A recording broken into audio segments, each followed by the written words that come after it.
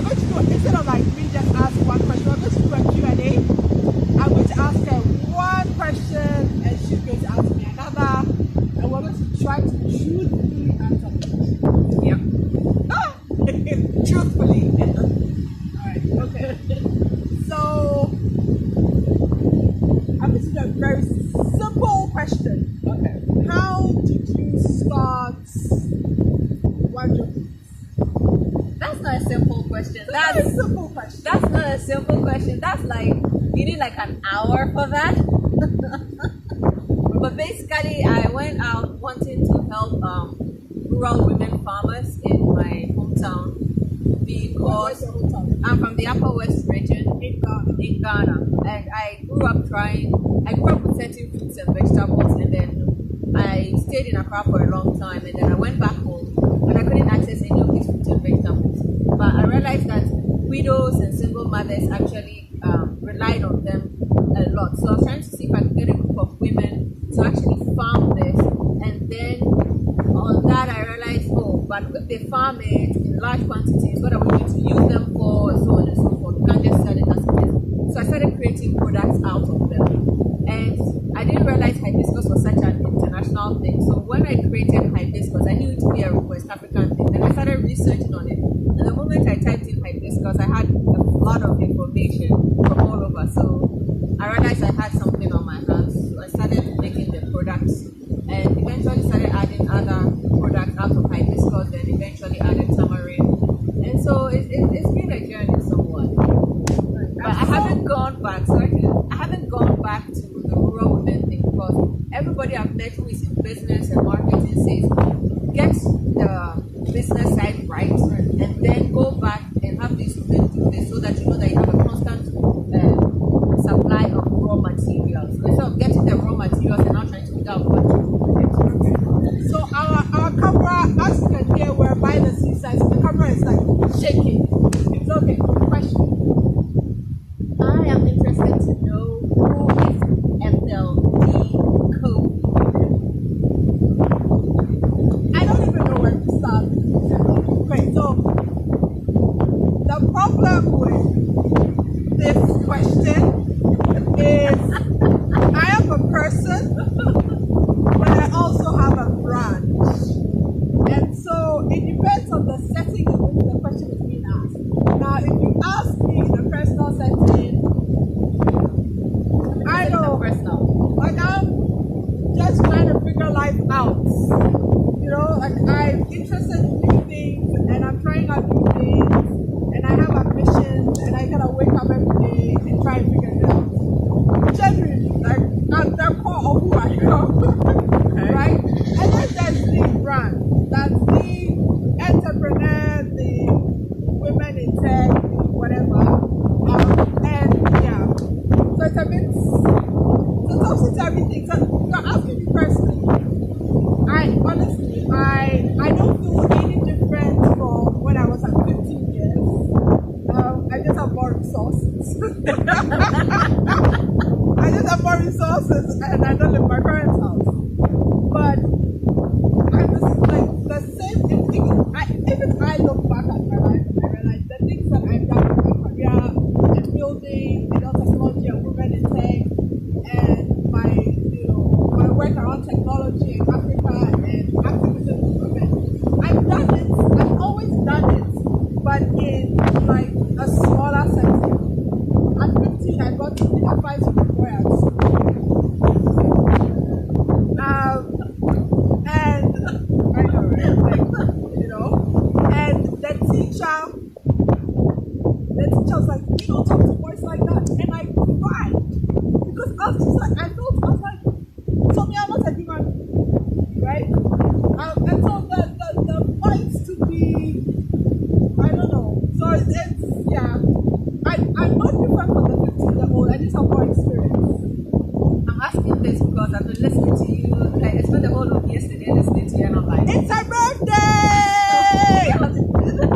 And I was blown away. I was like, oh my god, she's achieved so much. And you're an amazing woman, honestly. I'm really proud and happy to know you. Thank you. Alright, my question for you. Okay. So we have a number of things to talk about entrepreneurship.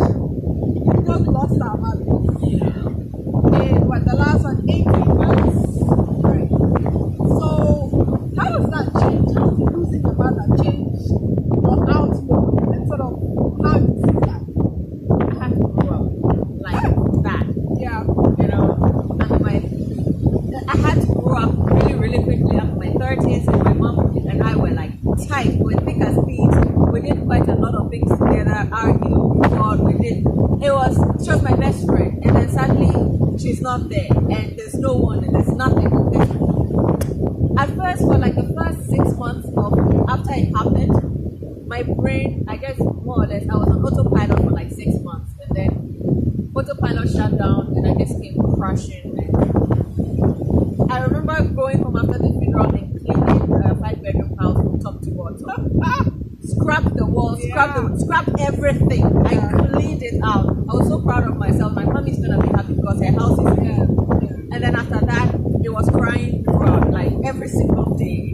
Even this morning, it happened. But I feel like it never goes away. No, it doesn't. I mean, there are people who lost their mothers 10 years, and they feel exactly the same way. So I don't know whether you ever recover from it. You figure out how to do it. Okay, your question. Okay, so how is it managing? What is it like managing?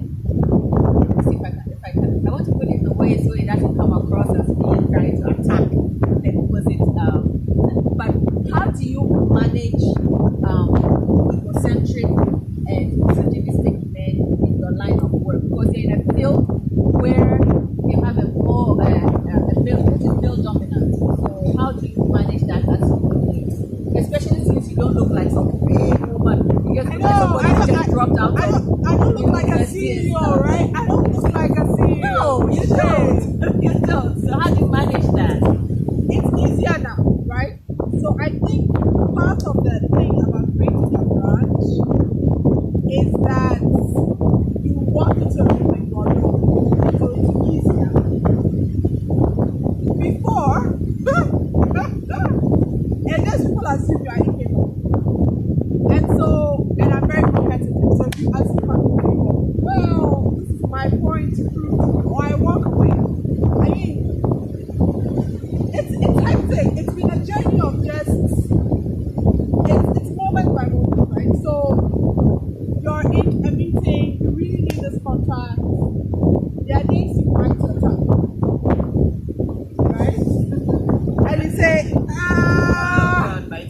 we're not going to fight this battle today. And then there are days you're just like, did you say that to me? You talking to me? So, I don't know, it's been a mixture. Okay, right now, it's down. Yeah. So what?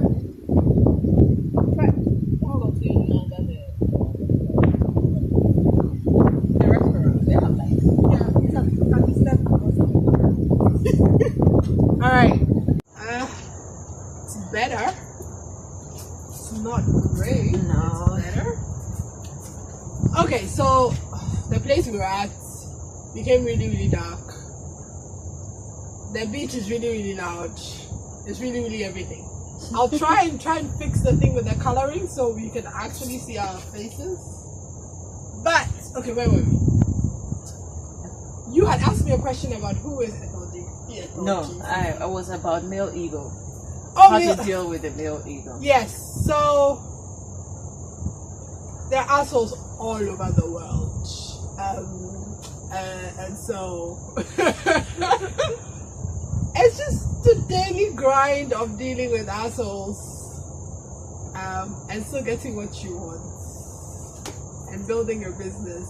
There's so many assholes in the world. Can I keep saying assholes? There's so many assholes in the world. But we keep going. Right. Yeah. Okay. So it's my turn to ask. Right. Okay. So you're going through a phase that I've gone through in business, right? So you go through sort of the first phase of trying to figure it out, and it kind of comes down a little bit, and you bring it up back again. You're going through that phase now. What is it that keeps you fighting? Okay, we have to. Uncle, what did you call it? Good evening. We commandeered your heart for a small video. Then I'll wait for. Thank I'm you. going to finish. Thank you. What was I saying? So you were asking me about Sorry, too much going up and iced tea. like my business is now on the up and down phase, which we've gone through Yeah. What keeps you fighting for it? But Um, let me preface that because I think it's important for people to understand that it's not a smooth ride, It's not. right? And people need to understand what it takes to keep fighting because it's so. Why do you keep doing it? So I told you what my grandmother was one of the motivations for starting it, and women like her, Right. And she's no longer with us. And my mother and I personally invested all of my savings, which was really nothing, but it was all of my savings. Yeah. And then over time, whatever money I earned, I put it into the business. And then my mom, somewhere along the line, was like, I can see that you're really trying, you really want this to work. So she invested in my business. Right. And now she's no longer with me. And just the thought of letting this die because I'm hurting or I'm upset, and it just doesn't make any sense. At the end of the day, I'll be kicking myself later because these women like my grandmother still exist. They'll still need somewhere along the line for me to come in and it's like, you know what, let's try and do this and let's make it work. So I keep thinking about these women. I keep thinking about the fact that for most of them, indigenous plants that are no longer close to them were their form of livelihood. So how are they surviving these days? Right. And so for me, I still want to be able to go back and start those farms and let these women have a source of income. So that's what keeps making me want to ensure that it works. Like, I really genuinely want to interview, but this thing we'll have to do the back and forth. Okay, so I asked you a question, you're gonna ask me to have another question. So when you finish, I'm like, I want to ask this question. I want to ask this, but we'll come back to it. Okay, what was I going to say? I've suddenly gone blank. What was I going to say? So also, another thing I want to, how do you gain clients and retain clients? Because for me, I have a communication problem, and we identified as we spoke We that all have communication problems. and so I realized that I'm not able to keep in touch with my clients the way I ought to. Right. So how do you manage to maintain a client base when sometimes just talking to people sometimes just irritates you for no apparent reason? You're not in a space to speak to anyone, but you have to communicate with your clients. How do you handle So that? I think so. Your business is more so. She and if you didn't catch that, her business is she processes really indigenous fruits and juices, right? Yeah. Primarily made from hibiscus. Like indigenous plants. Indigenous plants. So her niche or the thing is for it's people that care about health, people that care about their health, people that want to have natural sort of foods. So she uses indigenous plants in her drinks. Now I think because you are consumer based and you're consumer faced, I think it's a slightly different because we're in the business to business enterprise space. It's a bit you have maybe one client which is a company, but you have like many people in that. And I think what I have learned genuinely is to build genuine relationships and friendships. And that requires energy and that requires time. Here's the thing, on our side, the person that's giving you the job running a business, who is like, I don't know, a CEO or a CIO in a business, his thing is one, not to get fired for hiring you, right? You do an amazing job, so he looks good and gets his bonus. So my job there is always to provide him with that, him or her, with that. So when I come and talk to you, when I come and talk to a CIO or a CEO, a CTO, a C whatever, or sometimes I'm talking to board, and sometimes now we're working with government, so now we're talk to government. What is the person's motivation, right? The person that's like, if it's like, I want to look good to my boss, how can I do my work so they look good to their boss, right? And so there's a lot of energy expended in building honest relationships and networks so that people feel like you're on their side. And I think on the consumer side, it's slightly different because it might be that your distributor in the middle is really your client, right? But it's kind of weird on your side too, because even though the distributor is your client, the end buyer is also your client. So you have to know about the distributor and the retail shops who will distribute for you, but you also have to have an understanding of who purchases it, so that when I know it's complicated, right? So it's a little harder. I think that this angle you're coming at it from is of where you're genuinely somebody that loves to try out new recipes. Yeah. You're a food lover. You understand the vegetarian community. You understand indigenous plants and foods.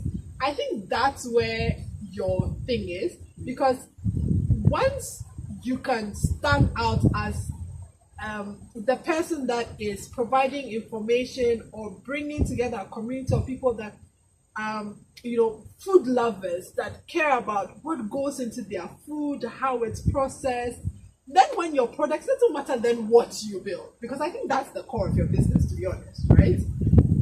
And that's who you are. It's like, because I wouldn't be trying out recipes to cook hibiscus or what, like, that's not me, right? So I think that once you can establish on the core as I'm a foodie, I love food, I love to, for instance, you love to try out new foods, when you're health conscious, you want to eat well and good for your body, then you create a community of people around you who will learn, who will know where are the best places to go, blah blah, all those things around that sort of a person like that. Then when you have a product, it could be that yes, today it's juices and fruits, tomorrow it's a restaurant, tomorrow it's a thing, but all that comes of that one core. Okay, maybe I've talked too much, but No, but thanks. I appreciate that, because I was looking for something like that. right. Yeah. Okay. Here's my question for you around the love for food processing. Okay, I can't say this. I can't read this. I will say it like that. But the love for processing and testing out, where did that come from? My mom and my grandmother. Well, so did she like? We cooked everything because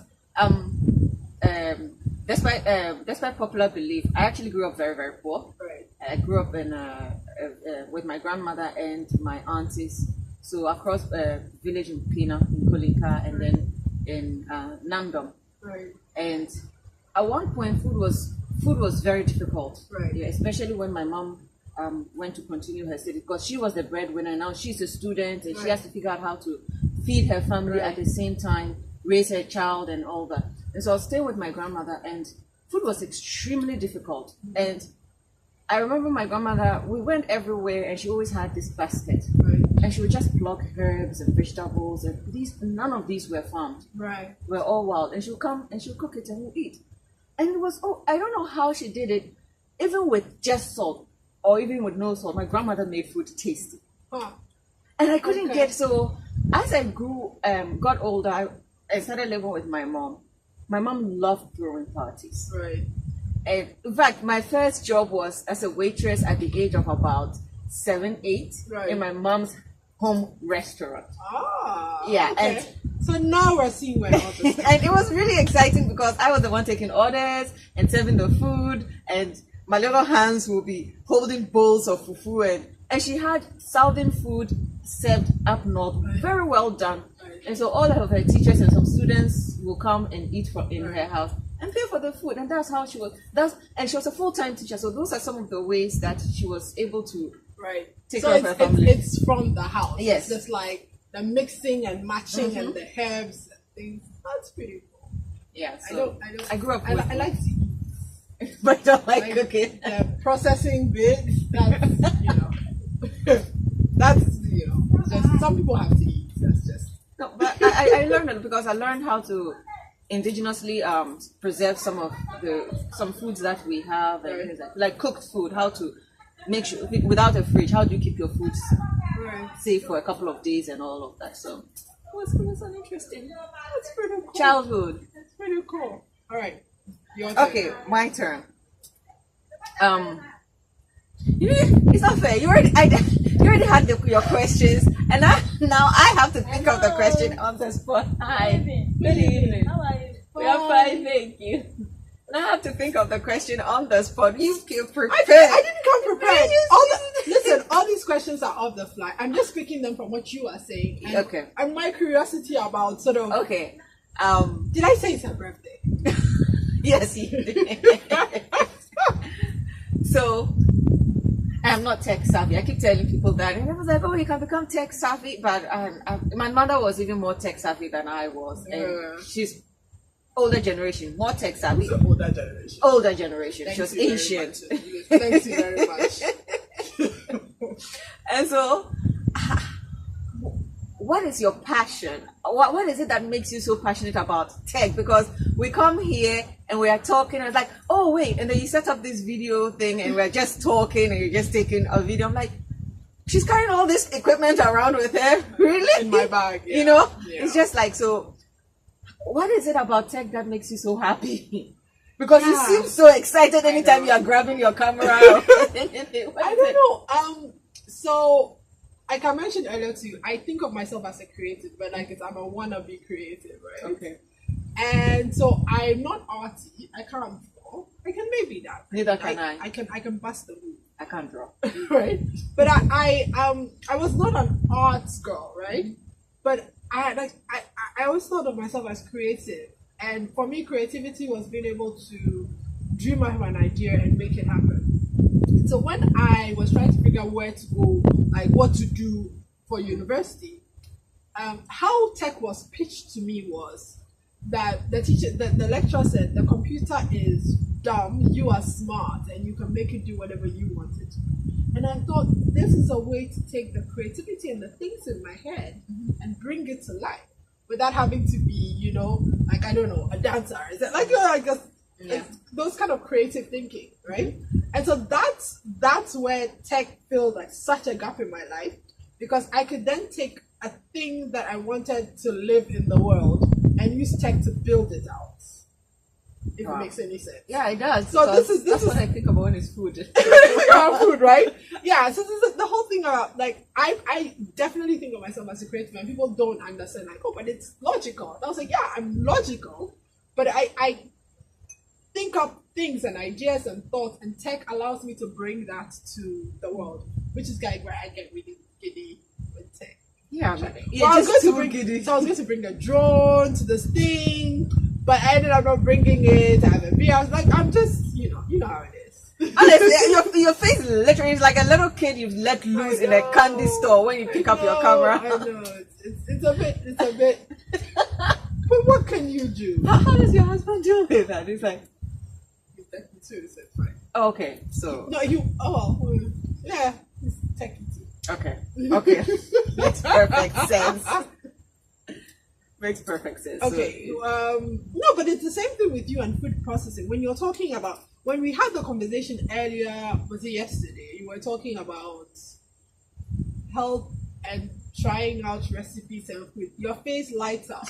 Really? The same thing, right? Like, that's how you know something is somebody's passion. Is that sort of light bulb where they are talking about the thing that they love. And it's the same with you when you're talking about when you're doing food processing. You're just like, oh, this and that, and we cook that, and the tea is steeped in whatever. This tea can be steeped in water, and I was like, yo, like, and this is the plant, and you take this plant and you put it in water. And I actually don't know the name of that plant. I just know I can eat it. I'm just like, why are you asking them to put this thing in water for you and put water on? Like, asking the staff to be like, take this leaf, put water on it, warm it up, okay, drink it, choose the leaf. And I'm like, chick. Like, we're like harvesting. So we're the Ankobra Beach Resort. And it's like an eco place, so there's a lot of plants and things. It's just like harvesting stuff off the floor.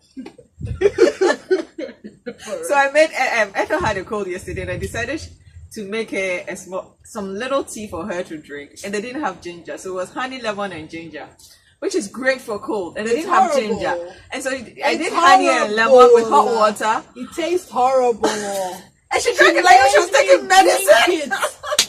She made me drink that nasty tasting thing. She was like, delicious. It's delicious. How can you? I'm not even lying. I'm not, I can't deal with you right now. You should have seen your face. I was like, no, I don't want to drink it. I don't want to drink. I will be mixing things. No. It was just honey and lemon. It tastes awful. How could honey and lemon taste awful? It's like, do you drink lemonade? No. Why? because it tastes bad. Lemonade does not taste bad. Iced tea is like lemonade. This is proper. It's tea with lemon in it and sugar. I don't taste the lemon. That is your problem.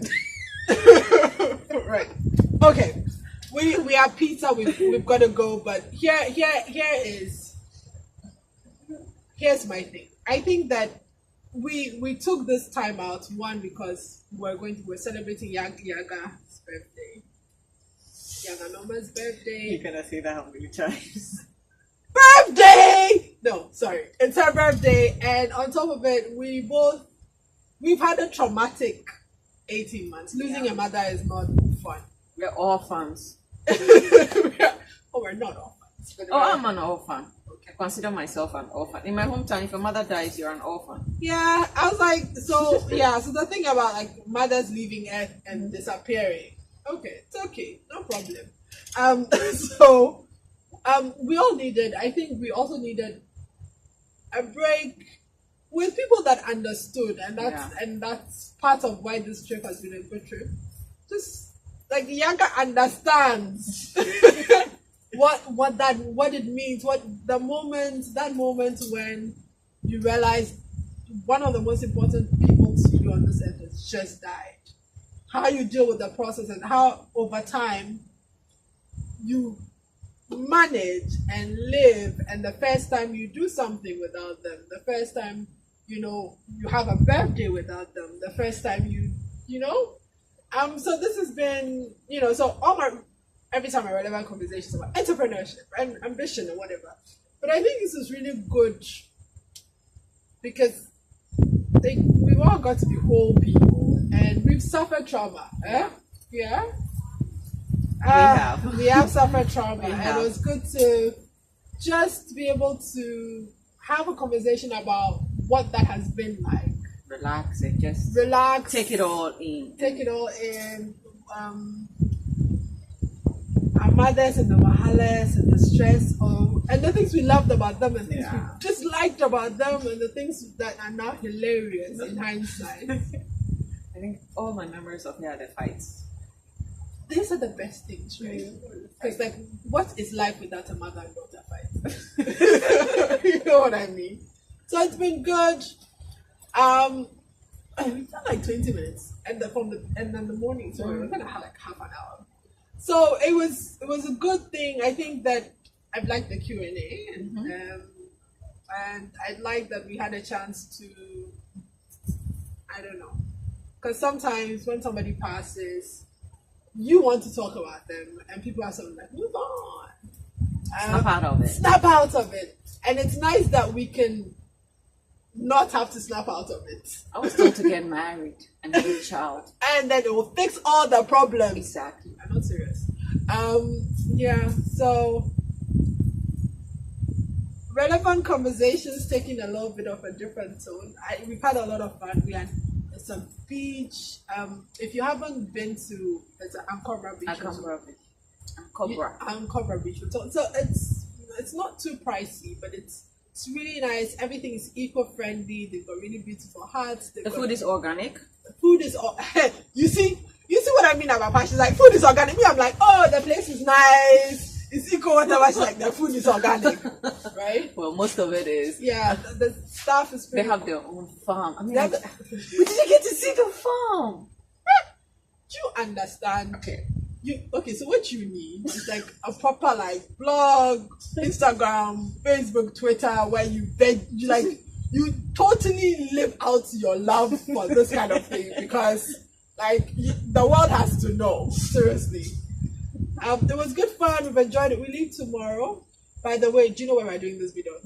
We commandeered the security guy's place because we couldn't find a place with lights where there weren't a lot of people. We commandeered a security guard's office, and he's probably like, these chicks need to move out now. Oh, but he was sweet. He said we can do it until the ladies leave. You ladies can have the room. That's what he said. He also needs to come to work. So we need to go. So, it's been fun hanging out with y'all. I probably have some like really good videos on. I don't have any scenes to show here, but I probably will have other good videos on the place and how it looks. Definitely check it out. We had fun. I like sleeping to the sound of the sea, whatever. So that's pretty cool. So. And follow me on Wanjo Foods. Yes. And Makum Lale. How do you spell Makum? Makum Lale is spelled MAKOMLALEY. And What does it Makum, mean? it means grandma's bowl. Oh, cute. Yeah, and I used to call my grandmother Makum, so, and she did all the cooking, so that was great. Grandma's down with the cooking. Yeah. So so follow her, Wanjo Foods. Which is the drink side, and then Makum Lale is the whole vegan healthy eating thing that I'm trying to come up with. So yeah, so she's like a vegan, but she I'm can not. also eat carcasses. I'm not a vegan. I am. I don't think I can be a vegan. Because you love me too much. It's not that I love meat. I'm actually going off meat. I've been eating red meat in a very long time, over a year now. I've been eating red meat. It's poultry that I'm struggling with. I do fish. I can't be a vegan yet. At least I don't see myself being a vegan this year because, poultry is my weakness, and guinea fowl is my biggest Like weakness. poultry is my weakness. Guinea fowl is like my biggest weakness. So. Such a confession. Like poultry is my weakness in life. All right. Signing off from Ankara Beach Hotel, where we're really well rested and had far too much wine. Oh, we have one more bottle to finish before we go. See you guys later. Bye.